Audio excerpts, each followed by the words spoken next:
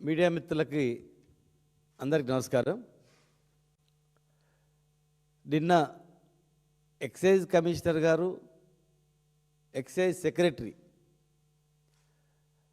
UB beer కంపెనీలకు వెళ్ళి, దాంతోపాటు ఇంకా 3, 4, 5, 6 కంపెనీలకు వెళ్ళి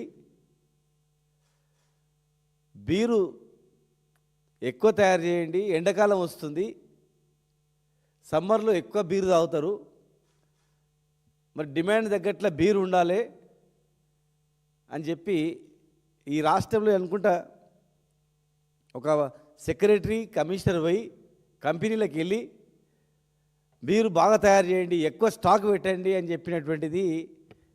స్వాతంత్ర్యం వచ్చినప్పటి నుంచి ఇప్పటి వరకు ఒక సెక్రటరీ పోయి బీర్ కంపెనీకి తయారు చేయండి అని చెప్పే సందర్భాలు అయితే కనపట్లేదు.